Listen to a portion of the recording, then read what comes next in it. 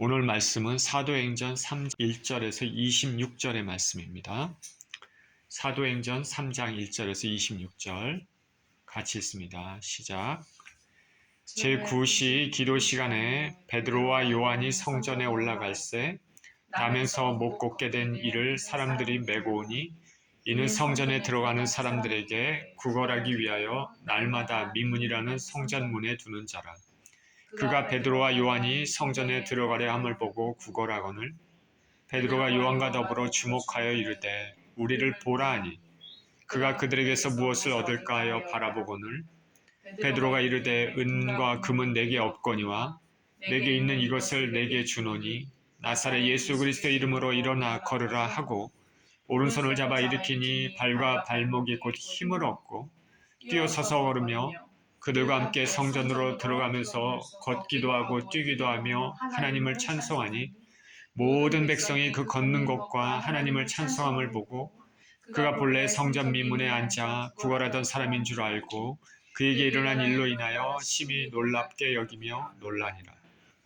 나은 사람이 베드로와 요한을 붙잡으니 모든 백성이 크게 놀라며 달려나아가 솔로몬 행각이라 불리는 행각에 모이거늘 베드로가 이것을 보고 백성에게 말하되 이스라엘 사람들아 이 일을 왜 놀랍게 여기느냐 우리 개인의 권능과 경건으로 이 사람을 걷게 한 것처럼 왜 우리를 주목하느냐 아브라함과 이삭과 야곱의 하나님 곧 우리 조상의 하나님이 그 종 예수를 영화롭게 하셨느니라. 너희가 그를 넘겨주고 빌라도가 놓아주기로 결의한 것을 너희가 그 앞에서 거부하였으니 너희가 거룩하고 의로운 일을 거부하고 도리어 살인한 사람을 놓아주기를 구하여 생명의 주를 죽였도다. 그러나 하나님이 죽은 자 가운데서 그를 살리셨으니 우리가 이 일의 증인이라. 그 이름을 믿음으로 그 이름이 너희가 보고 아는 이 사람을 성하게 하였나니 예수로 말미암아 난 믿음이 너희 모든 사람 앞에서 이같이 완전히 낫게 하였느니라. 형제들아 너희가 알지 못하여서 그리하였으며 너희 관원들도 그리한 줄 아노라. 그러나 하나님이 모든 선지자의 입을 통하여 자기의 그리스도께서 고난받으실 일을 미리 알게 하신 것을 이와 같이 이루셨느니라. 그러므로 너희가 회개하고 돌이켜 너희 죄 없이함을 받으라. 이같이 하면 새롭게 되는 날이 주 앞으로부터 이를 것이요 또 주께서 너희를 위하여 예정하신 그리스도 곧 예수를 보내시리니 하나님이 영원전부터 거룩한 선지자들의 입을 통하여 말씀하신 바 만물을 회복하실 때까지는 하늘이 마땅히 그를 받아두리라. 모세가 말하되 주 하나님이 너희를 위하여 너희 형제 가운데서 나 같은 선지자 하나를 세울 것이니 너희가 무엇이든지 그의 모든 말을 들을 것이라. 누구든지 그 선지자의 말을 듣지 아니하는 자는 백성 중에서 멸망받으리라 하였고 또한 사무엘 때로부터 이어 말한 모든 선지자도 이때를 가리켜 말하였느니라. 너희는 선지자들의 자손이요 또 너희의 하나님이 너희 조상과 더불어 세우신 언약의 자손이라. 아브라함에게 이르시기를 땅 위의 모든 족속이 너희 씨로 말미암아 복을 받으리라 하셨으니 하나님이 그 종을 세워 복 주시려고 너희에게 먼저 보내사 너희로 하여금 돌이켜 각각 그 악함을 버리게 하셨느니라. 아멘. 예수 그리스도의 이름으로 라는 제목으로 말씀을 나누겠습니다. 기도합니다. 사랑의 하나님 감사합니다. 참으로 귀한 주일 하나님 주의 아버지 말씀을 대하는 시간입니다.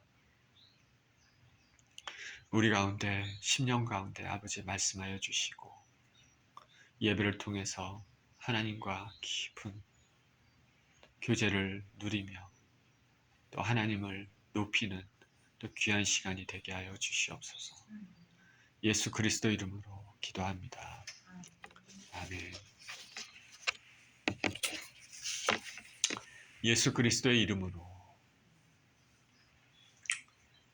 1850년 1월에 영국 콜페스처라는 곳에서 있었던 일입니다. 그날 아침은 눈이 엄청나게 내렸습니다. 존 에글렌이라는 사람은 눈을 뜨자 교회에 가야 되나 말아야 되나 망설였습니다. 눈이 너무 많이 내렸기 때문입니다. 그러나 그는 교회 집사였습니다. 마음을 다잡았습니다. 주일에 집사가 교회 가지 않으면 누가 가겠는가? 한국 교회는 많은 사람들이 이 사람도 집사, 저 사람도 집사 이렇게 얘기하지만 일반적으로 전통적인 교회에서는 그 집사, 직분이 굉장히 귀합니다.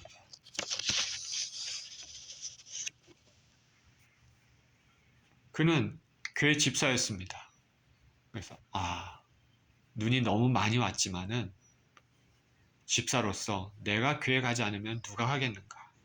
그래서 옷을 차려입었습니다. 에글론은 옷을 차려입고 눈을 헤치면서 9km나 떨어진 교회까지 걸어갔습니다. 그날은 에글렌뿐만 아니라 다른 교인들도 이 눈 때문에 교회에 가나 말아야 되나 이렇게 생각하고 있었던 참이었습니다. 에글렌이 교회에 딱 와서 보니까 자신을 포함해서 23명이 있었습니다. 23명 가운데 22명은 그 교회 교인이었고 한 명은 젊은, 어떻게 보면 어린 청년, 청소년이었습니다. 교회를 방문한 그날 교회를 방문한 청년이었습니다. 이렇게 눈이 많이 오고 그런 날 교회 인원도 아닌 청년 하나가 교회를 방문한 것이죠. 그날은 눈이 너무 많이 내렸기 때문에 목사님도 교회에 오지를 못했습니다. 눈길을 뚫고 오지 못했습니다. 23명이 이렇게 있다 보니까 멀뚱멀뚱 있다가 그 중에 한 사람이 우리 집에 가자 이렇게 돌아가자고 말도 했습니다. 그런데 에글렌은 여기까지 눈길을 뚫고 왔는데 그냥 갈 수 없다고 생각했습니다. 더군다나 교회 오늘 처음 한 방문자도 있는데 13살짜리 방문자도 저기 앉아 있는데 그렇게 할 수는 없다 생각을 했습니다.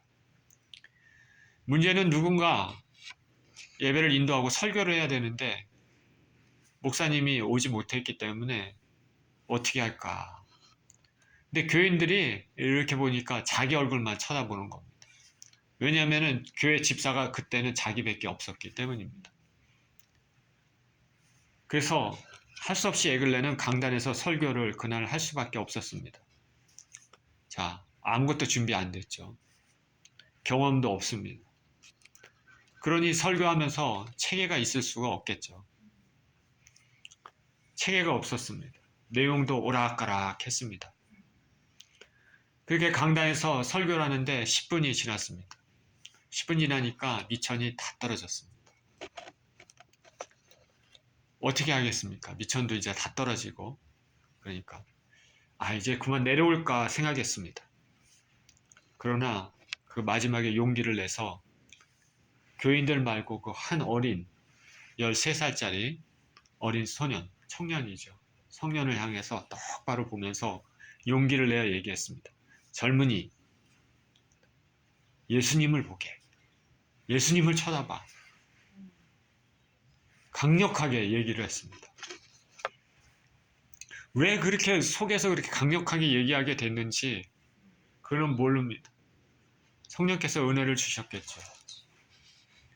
자기의 설교하는 능력이라든가 이런 것들은 없지만은 10분이 지나서 뭘 해야 될지도 이제는 미천이 떨어졌지만 갑자기 그 청년을 향해서 뚫어지게 쳐다보면서 강력하게 젊은이 예수 그리스도를 쳐다보게, 예수 그리스도를 바라보게 강력하게 계속 그 말을 반복하면서 청년에게 이 메시지를 주었습니다. 그런데 그 메시지가 그 청년에게는 놀라운 충격으로 다가왔습니다. 그 청년은 그 이전까지 예수 그리스도를 믿는 것 같았었는데 자기 여러 가지 삶의 생각을 통해서 굉장히 갈등이 많았고 그런 상황에서 이 교회를 방문한 것입니다. 어린 청년이. 근데 강단에서 그 에길렌이 젊은이 예수 그리스도를 바라보라. 예수님을 바라보라. 계속 말씀하시는 것을 들으면서 그 청년은 마음의 깊은 감동을 받고 변화를 받았습니다. 이 젊은이는 그 후에 주의 종이 됐습니다. 이 젊은이가 누구냐? 바로 그 유명한 스펄전 목사님입니다. 스펄전 목사님은 이 사건이 일어나기 전까지는 어린 소년으로서 예수 그리스도를 정말 그런 얘기를 많이 들었는데, 은혜의 예수님 이런 얘기를 많이 들었는데 신앙에 대해서 여러 가지 복잡한 심정을 가지고 긴가민가 하면서 갈등 가운데 교회에 방문을 했었는데, 그 메시지를 통해서 성령님께서 그 심령 가운데 놀라운 은혜를 주신 것입니다. 에글렌이라는 한 교회 집사, 무명의 집사의 그 설교, 두서도 없었지만은 오직 예수 그리스도만을 바라보라는 그 메시지가 그 어린 청년 스펄전의 영혼을 흔들었습니다. 오직 예수 그리스도만을 바라보라. 우리 신앙도 예수님을 바라보는 것에서 시작되고 예수님을 바라보는 것에서 끝납니다. 우리 영혼의 닷은 오직 예수님입니다. 오늘 본문은 예수 그리스도 이름으로 기적이 일어난 사건을 보여줍니다. 이 기적을 통해서 우리가 무엇을 배울 수 있겠습니까? 1절입니다. 제9시 기도 시간에 베드로와 요한이 성전에 올라갈새 나면서 못 걷게 된 이를 사람들이 메고 오니 이는 성전에 들어가는 사람들에게 구걸하기 위하여 날마다 미문이라는 성전문에 두는 자라. 그가 베드로와 요한이 성전에 들어가려 함을 보고 구걸하거늘. 제9시 기도 시간에 베드로와 요한이 성전에 들어갔습니다. 성전은 예루살렘에 있습니다. 예수님께서는 제자들에게 위로부터 능력이 입혀지기 전까지는 예루살렘을 떠나지 말아라 이렇게 말씀하셨습니다. 그리고 복음은 예루살렘에서 시작된다 말씀하셨기 때문에 제자들은 예수님의 이 말씀, 명령에 따라 살기가 등등한 아직도 종교 지도자들의 그런 박해 가운데서도 예루살렘을 떠나지 않고 있었습니다. 오히려 박해를 무릅쓰고 당당하게 복음 전파를 위해서 성전에 올라갔습니다. 제9시 기도 시간이라 했습니다. 제9시는 몇 시입니까? 아침 6시를 0으로 한다면 제9시는 오후 3시 정도 됩니다. 보통 경건한 유대인들은 하루에 3번, 제3시, 제6시, 제9시, 오늘날 우리 시간으로 오전 9시, 12시, 그리고 오후 3시 이때 기도를 드렸습니다. 율법에 정해진 것은 아닙니다. 그러나 이렇게 시간을 두고 기도함으로써 죄를 멀리하고 하나님과 친밀한 교제를 할 수 있다는 장점이 있는 것이죠. 인간은 연약하기 때문에, 저와 여러분은 연약하기 때문에 이렇게 시간을 두고 기도하는 것은 습관을 가지는 것은 매우 바람직합니다. 저 여러분들은 시간을 정해놓고 기도합니까? 베드로와 요한은 오후 3시에 성전에 올라갔습니다. 물론 기도하려고 올라간 것도 있겠지만 그보다는 그 시간에 많은 사람들이 모이기 때문에 복음 전파의 좋은 기회라고 생각했기 때문입니다. 베드로와 요한이 성전에 올라갈 때 성전 문 앞에서 나면서부터 걷지 못하는 사람이 구걸하고 있었습니다. 이 사람은 나면서부터 걷지 못했습니다. 그렇기 때문에 불구자는 경제적으로 남에게 철저히 의지할 수밖에 없는 상황입니다. 자신이 움직이지 못하니까 다른 사람들의 도움으로 성전 문 앞에 있을 수 있었습니다. 성전 문은 성전에 출입하는 모든 사람들이 통과하는 문이기 때문에 수많은 사람들이 들어오고 나갑니다. 그러니까 수많은 사람들이 이 사람이 그 앞에서 구걸하는 것을 다 봤을 것입니다. 성전 문은 구걸하기에는 더없이 좋은 장소입니다. 더군다나 율법에서도 가난한 자를, 소외된 자, 어려운 자를 구제하는 것을 귀하게 하나님께서 여긴다고 말씀하셨기 때문에 사람들은 오고 가면서 동냥을 했을 것입니다. 돈을 주었을 것입니다. 그렇게 함으로써 사람들은 상을 얻으려고 했겠죠. 이 때문에 사람들은 성전 문 앞에 거린이 앉아있는 것을 싫어하지 않았던 것으로 보입니다. 베드로와 요한은 성전에 올라가고 있었습니다. 이 안진뱅이는 베드로와 요한을 쳐다봤습니다. 다른 사람들에게서와 똑같이 베드로와 요한을 보면서 구걸했습니다. 아직 믿음의 문이 열리지 않았기 때문에 하나님의 종들에게도 물질적인 것을 구하고 있는 것이죠.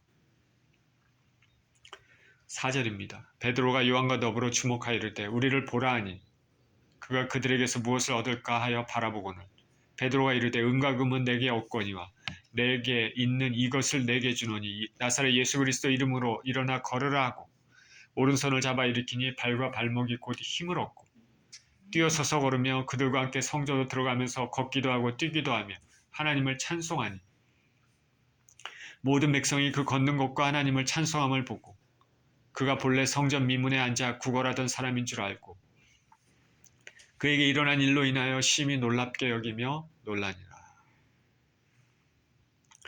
베드로와 요한은 구걸하는 사람을 주목해서 쳐다봤습니다. 여기 보면 주목하다라는 말이 있죠. 주목했다 했습니다. 우리는 자세히 알 수는 없지만 베드로와 요한의 심령에 하나님의 역사하심이 있을 것이라는 확신이 있었던 것으로 보입니다. 제가 이전에 캘리포니아 은혜교회에 출석했을 때 부흥강사 목사님도 아픈 사람을 보면 바로 그 아픈 곳이 보인다고 했습니다. 하나님께서 보여주시는 것이죠. 그러면 그 말은 뭐냐면 그때 아픈 곳도 치료하시는 그것이 하나님의 뜻임을 우리는 짐작할 수 있습니다. 베드로는 안진뱅이를 보고 주목해서 말합니다. 주목하면서 말합니다.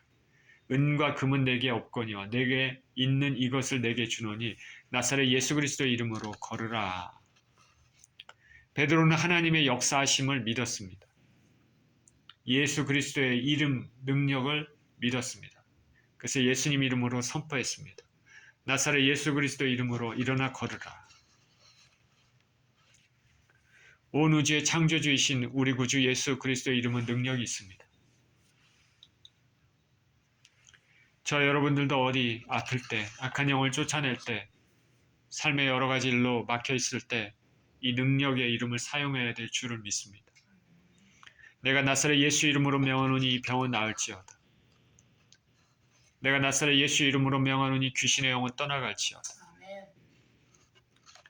사도들이 소유한 최고의 보물은 예수 그리스도였습니다. 베드로와 요한은 금이 없었습니다. 사도들이 무슨 돈이 있겠습니까? 그러나 그들은 사도로서 예수님의 권능을 받은 사람들이었습니다. 그리고 이 사람을 고치는 것이 예수님의 뜻임을 알았습니다. 그래서 담대히 선포합니다. 나사렛 예수 그리스도의 이름으로 일어나 걸으라. 베드로는 이렇게 선포하고 안진뱅이의 손을 잡고 일으켰습니다. 그러자 안진뱅이의 발과 발목이 곧 힘을 얻고 뛰어서서 걸었습니다. 기적이 일어났습니다. 참으로 놀라운 일입니다. 이 안진뱅이는 암에서부터 안진뱅이였습니다. 이미 다리는 힘이 다 날라 배틀어졌습니다. 우리가 몸이 아파서 병원에 예를 들어서 일주일만 누워 있어도 몸의 기운이 다 빠집니다. 그런데 남에서부터 수십 년간 앉아 있었던 사람입니다. 베드로가 손을 잡고 일으킨다 그래서 딱 일어설 수 있겠습니까? 불가능하죠. 근데 베드로가 예수 그리스도의 이름으로 일어나 걸으라 선포하고 손을 잡고 일으키니 바로 발과 발목에 힘을 얻고 설 뿐만 아니라 뛰기까지 했습니다. 걸었습니다. 하나님의 기적입니다. 병의 고침이 서서히 진행된 것이 아니라 한 번에 완전히 회복됐습니다. 수십 년간 말라붙었던 하반신에 하나님의 생명이 들어왔습니다. 기운이 들어왔습니다. 저와 여러분의 삶에도 이런 기적이 일어나기를 축원드립니다. 아멘.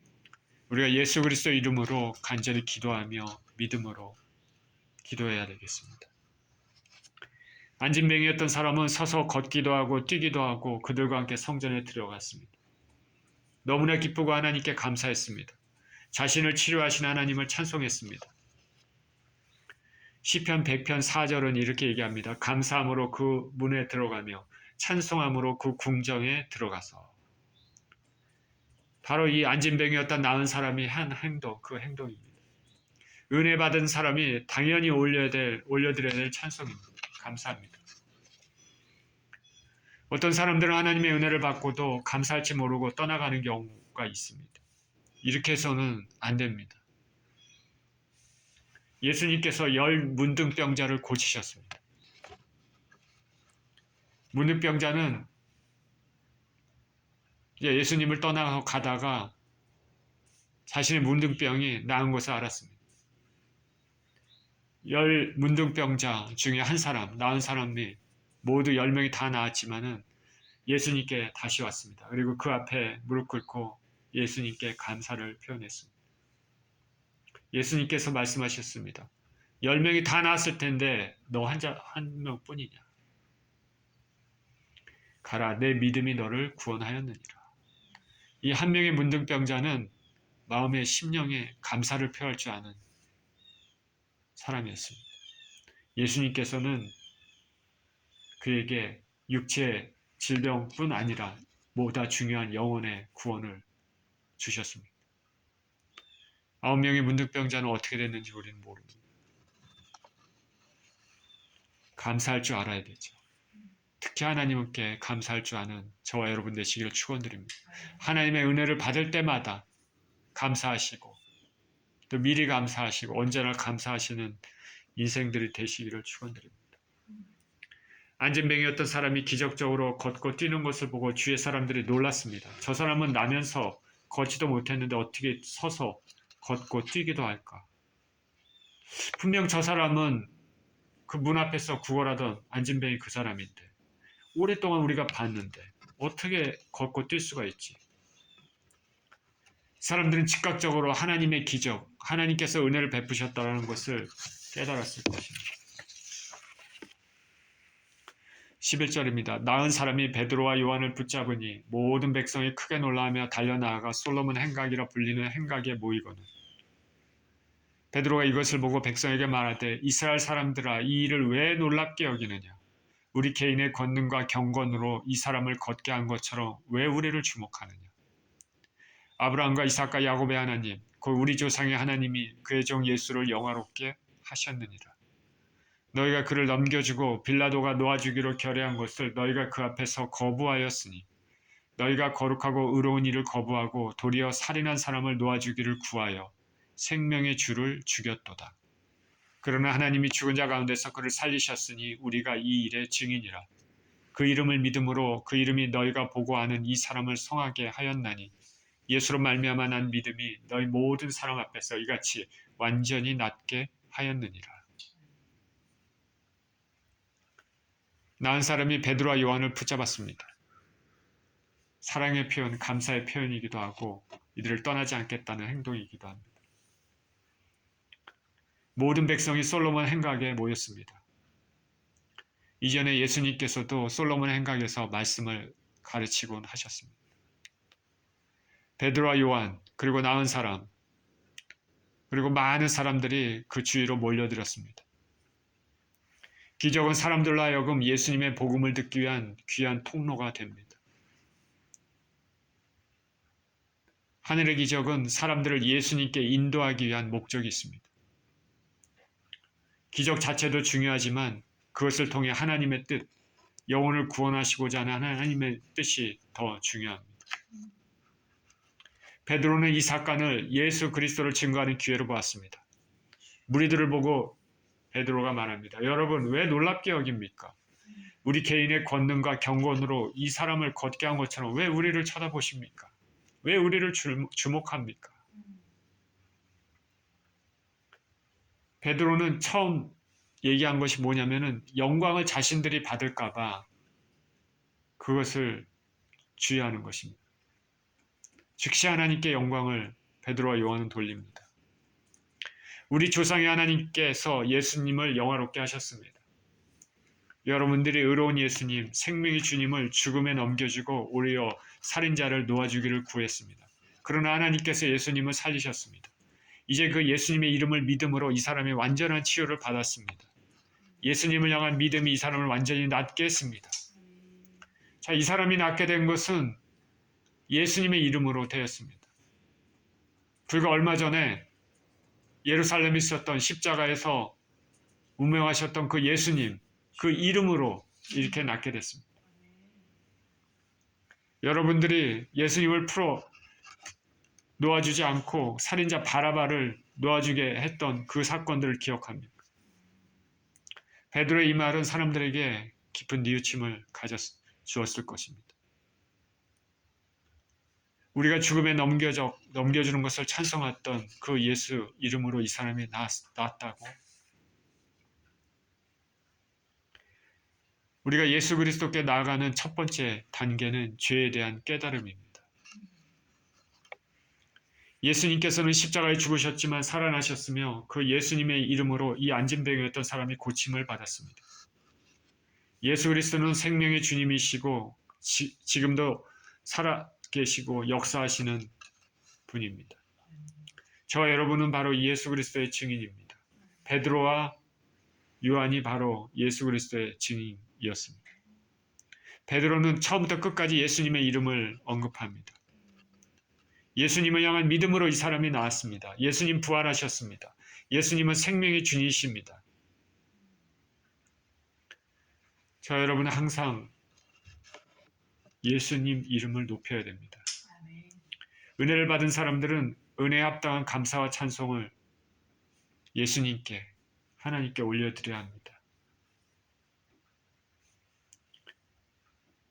우리가 은혜를 받고도 아무 말 없이 떠나거나 또 그 은혜에 대한 영광을 우리 자신이 취한다면 그것은 크나큰 죄가 됩니다. 마귀가 그것을 가지고 올무를 삼습니다. 저 여러분이 항상 명심해야 될 것은 모든 영광은 하나님께, 모든 영광은 예수 그리스도께 돌려야 된다는 것입니다.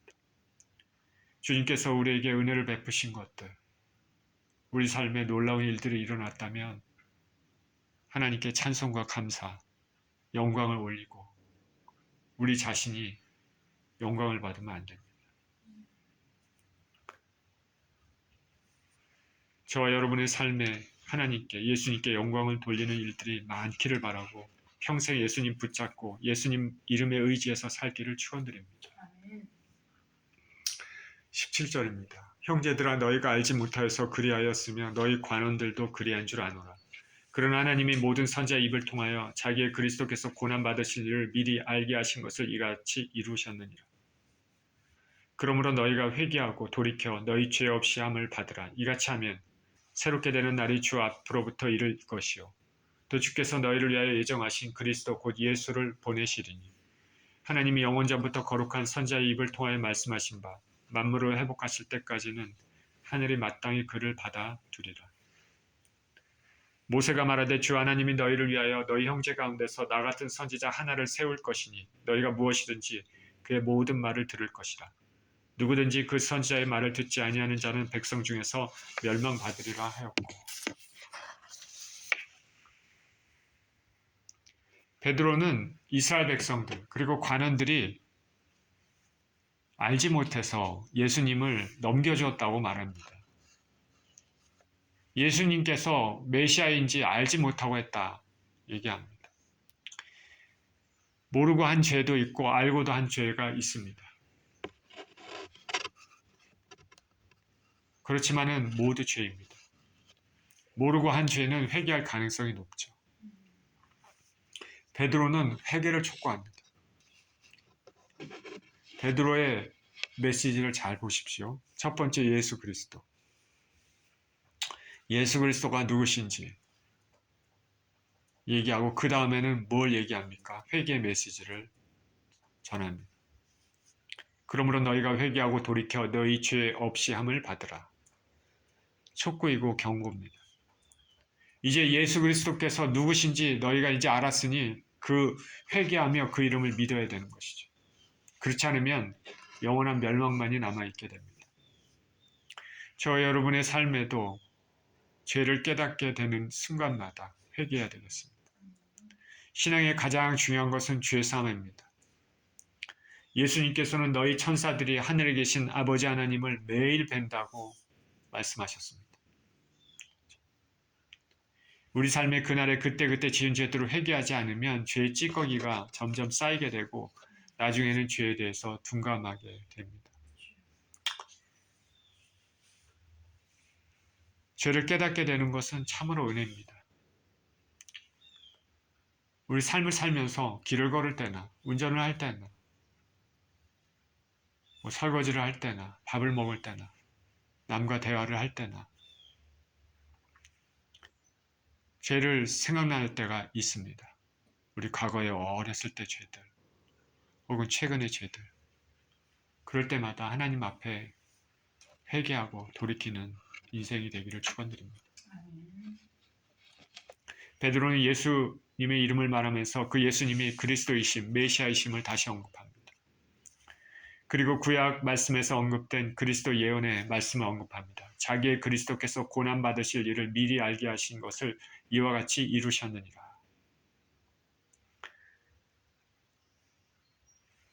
메시아가, 그리스도가 영광만 취하는 분이 아니라 고통과 고난받는 종으로 오실 것을 얘기를 하는 것이죠. 이스라엘이 그렇게 고대했던 그 소망했던 분이 예수 그리스도라는 것이죠. 이사야 53장의 고난받는 메시아에 대한 예언의 말씀입니다. 그 멸시를 받아서 사람들에게 실어버린 바 되었으며 간고를 많이 겪었으며 질고를 아는 자라. 마치 사람들에게 얼굴을 가리우고 보지 않음을 받은 자 같아서 멸시를 당하였고 우리도 그를 귀히 여기지 아니하였도다. 그는 실로 우리의 질고를 지고 우리의 슬픔을 당하였거늘 우리는 생각하기를 그는 징벌을 받아서 하나님에게 맞으며 고난을 당한다 하였노라. 바로 얼마 전에 예루살렘에서 있었던 예수님의 고난을 그대로 묘사하고 있습니다. 또한 베드로는 모세가 신명기 18장 15절에서 말했던 선지자가 예수 그리스도라고 알려줍니다. 너희 형제 가운데서 나 같은 선지자 하나를 세울 것인데 그의 말을 들을지어다. 듣지 않는 자는 백성 중에서 멸망받으리라. 예수님의 말씀을 들으라고 촉구합니다. 이 예수님이 메시아입니다. 여러분 그를 믿어야 됩니다. 그래야 구원을 얻습니다. 그렇지 않으면 멸망받습니다. 거듭거듭 예수님을 믿으라고 예수님의 이름을 언급합니다. 자, 먼저 예수님이 누구신지 말씀했고 그 다음에 회개를 촉구했고 그 다음에는 예수님이 바로 구약에 있는 그 예언의 말씀에 나타난 그분이라는 것을 다시 여기서 말을 합니다. 그러면서 거듭거듭 회개를 촉구합니다. 그리고 예수님을 믿으라고 합니다. 그리고 또 베드로는 메시아 되신 예수님은 다시 오실 것이라고 말합니다. 또 주께서 너희를 위하여 예정하신 그리스도 곧 예수를 보내시리니. 성경은 예수님의 다시 오심을 누누이 강조합니다. 우리 믿음의 핵심이죠. 예수님의 다시 오심을 부인하거나 믿지 않는다면 그 신앙은 헛것입니다. 예수 그리스도의 죽으심과 부활 그리고 다시 오신 것, 이것이 우리 신앙의 핵심입니다. 2000년 전에 오셨던 예수님은 우리의 죄를 위해 십자가에서 묵묵히 죽음을 당하셨지만 다시 오실 예수님은 세상을 심판하며 만물을 회복하시는 왕으로 오실 것입니다. 저 여러분은 이 만유의 주가 되시며 구원자이고 심판자 되시는 예수 그리스도를 믿으십니까? 24절입니다. 또한 사무엘 때부터 이어 말한 모든 선지자도 이때를 가리켜 말하였느니라. 너희는 선지자들의 자손이요 또 하나님이 너희 조상과 더불어 세우신 언약의 자손이라. 아브라함에게 이르시기를 땅 위의 모든 족속이 너희 씨로 말미암아 복을 받으리라 하셨으니 하나님이 그 종을 세워 복 주시려고 너희에게 먼저 보내사 너희로 하여금 돌이켜 각각 그 악함을 버리게 하셨느니라. 베드로는 계속해서 구약의 말씀을 인용해서 예수님의 메시아 되심을 백성들에게 깨우쳐 줍니다. 사무엘 때부터 이어 말한 모든 선지자도 이때를 가리켜 말하였느니라. 고난받는 종 메시아 이사야서의 말씀과 그 다음에 신명기의 말씀 그리고 여기는 사무엘 때부터 이어 말한 모든 선지자 때도 이때를 가리킨다고 말했습니다. 사무엘은 다윗에게 기름을 부어 왕이 되게 했습니다. 다윗은 선지자 나단을 통해서 메시아 왕국에 대한 예언을 받았습니다. 바로 그대로 다윗의 후손으로 예수님이 오신 것은 이 예언의 성취인 것입니다. 또한 아브라함 때 하나님께서 언약을 세우시기를 땅의 모든 족속이 너희 씨로 말미암아 복을 받을 것이라 말씀하셨습니다. 아브라함을 예로 든 것은 믿음의 조상이기 때문에 그렇습니다. 아브라함의 후손을 통해서 씨를 통해서 온 인류에게 모든 족속이 복을 받을 것이라 말했습니다. 그 말씀 그대로 우리가 지금 이전에는 이방인이었지만은 우리 주 예수 그리스도를 믿음으로 우리가 복을 받는 것이죠. 아브라함 혈통대로 이 땅에 오신 예수 그리스도는 세상 모든 사람에게 구원의 길을 예비하셨습니다. 예수님은 먼저 이스라엘에게 보내지셨고 선민인 이스라엘은 먼저 회개할 수 있는 하나님의 은혜를 받았습니다. 장자 이스라엘은 특별히 큰 축복을 받은 민족입니다.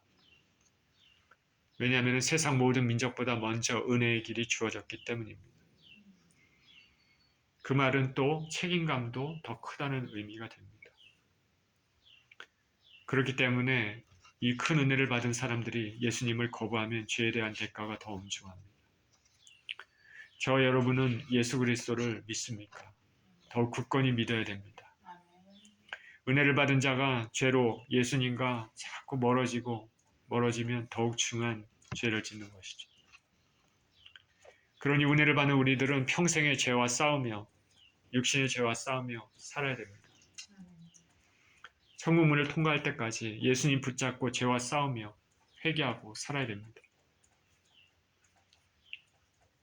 처음에 잘 시작했다가 말년이 참 안 좋은 모습으로 끝나는 경우가 우리가 종종 있습니다. 종종. 그러니까 항상 우리는 주의하고 예수님께 평생에 붙들 일만 돼요. 예수님께 평생에 예수님을 붙잡고 살아가야 됩니다. 오늘 본문에서 강조하는 것은 안진뱅이가 고침받는 기적 자체가 아닙니다. 물론 이런 기적을 체험하는 것은 매우 중요합니다. 저와 여러분이나 은혜를 받아야 될 여러 문제들이 있으니까요. 그러나 오늘 본문의 기적은 하나님 나라를 보여주는 표적입니다. 그래서 그 기적을 통해서 사람들을 예수 그리스도께 인도하는 도구가 된다는 게 그게 초점이 있습니다. 우리의 삶은 예수님에 대한 믿음과 그에 대한 구원의 초점을 맞춰야 됩니다. 오늘 베드로 설교도 마찬가지죠. 처음부터 끝까지 예수님을 통한 구원의 은혜, 회개의 은혜에 초점이 맞춰져 있습니다. 저와 여러분이 예수 그리스도를 진정으로 믿습니까? 그러면 가장 큰 은혜를 받은 사람들입니다. 이 세상 끝까지 예수님을 붙잡고 죄와 싸우며 회개함으로 천국문을 통과하는 저와 여러분 모두 되시기를 예수 그리스도 이름으로 축원드립니다. 기도합니다. 예수 그리스도의 이름은 능력이 있습니다. 천지를 만드신 우리 주 예수 그리스도의 이름은 권능이 있습니다. 하나님 아버지, 우리 삶에도 우리 주 예수 그리스도의 이름에 힘입어 승리하게 하여 주시옵시고